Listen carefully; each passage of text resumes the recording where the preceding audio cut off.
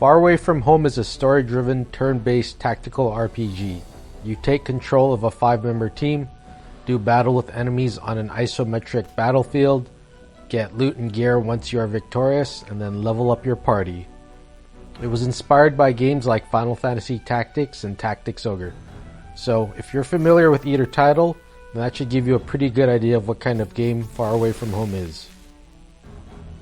The story starts off with the unveiling of a new Hadron Collider. However, upon the initial activation, things start to go wrong very quickly.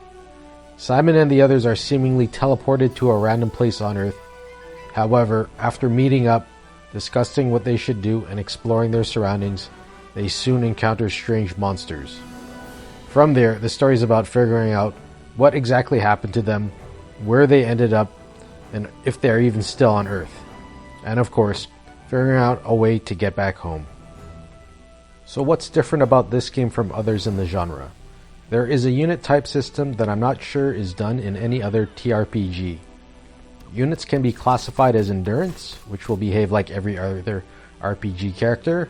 When they get hit, their HP is depleted. Or they can be classified as focus, which means that their FP, focus points or mana points, act as their HP stat instead.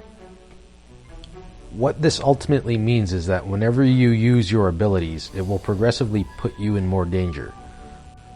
You'll have to think more about how you use your abilities, how you position your units, and make sure that they aren't at risk as the battle progresses.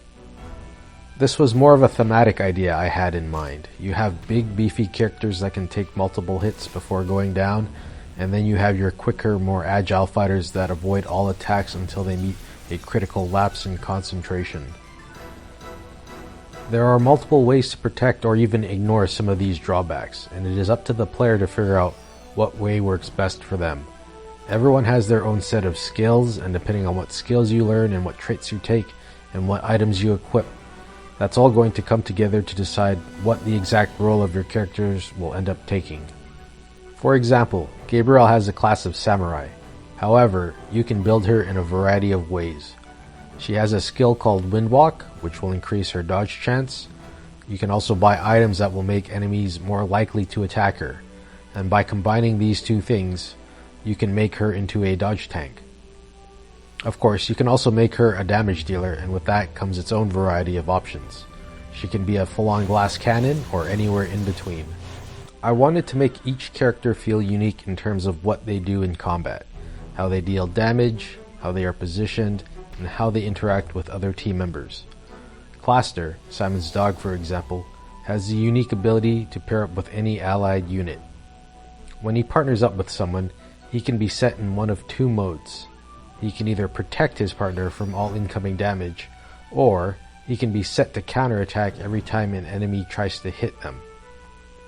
So you can already see, if you combine that with Gabriel being a dodge tank, you can dish out a lot of free damage without taking any.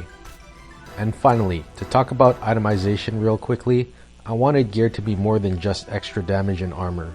Outside of the most common pieces of gear, I wanted them to modify how your character plays, and at the highest tiers of gear, even modify your overall strategies.